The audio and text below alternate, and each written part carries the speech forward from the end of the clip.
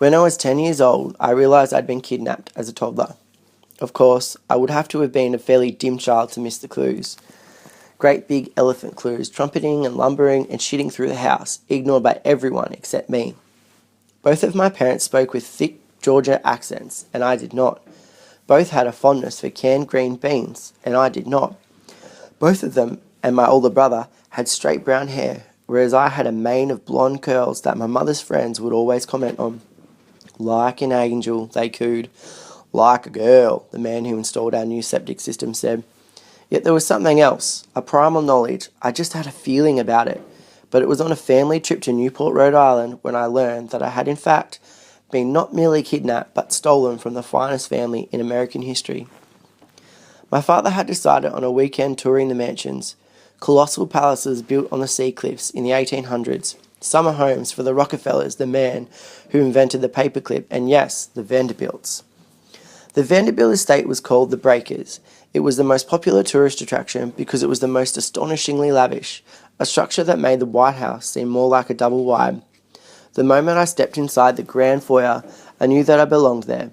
The feeling was similar to what it must be like to be a twin, separated at birth and then reunited years later on television. I seemed to recognise the lavishly carved ceiling, the gilt mirror, and the absence of the white shag carpeting like we had at home. The tour guide was very strict. We had to stay in the neat pack, like crayons.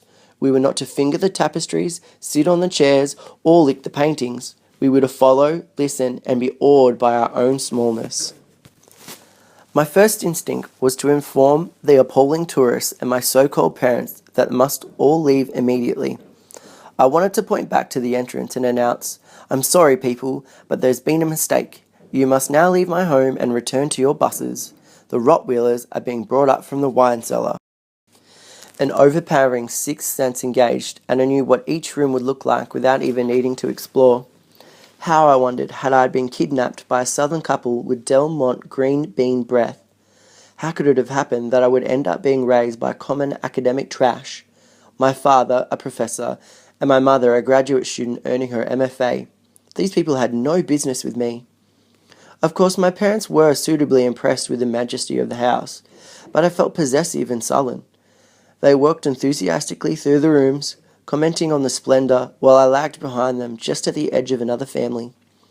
When the tour guide pointed to a gold faucet fixture in one of the gargantuan master bedrooms and remarked, "These faucets feature hot and cold running seawater," I glared at my parents. See what I used to enjoy?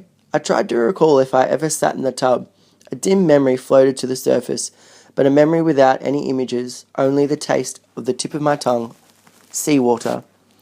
Our own faucets had hot and cold running tap water, the same plain water that everyone in town had, even the lats with their Down syndrome girl, who lived in the shack near the dump.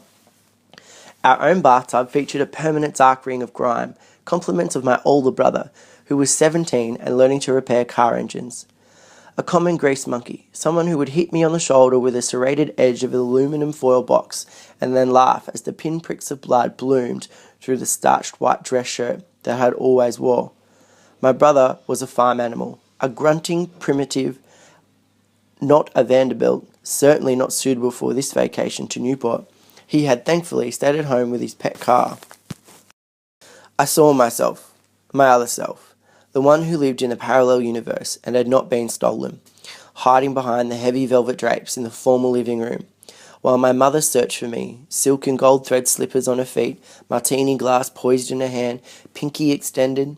"Amadeus," she was calling out through the vast home, peering behind tufted sofas and under four-poster beds. Come out, wherever you are."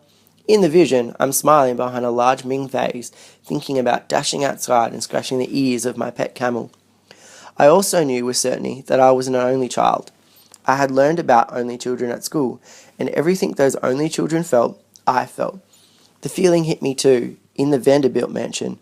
Why else would it be unoccupied, a museum?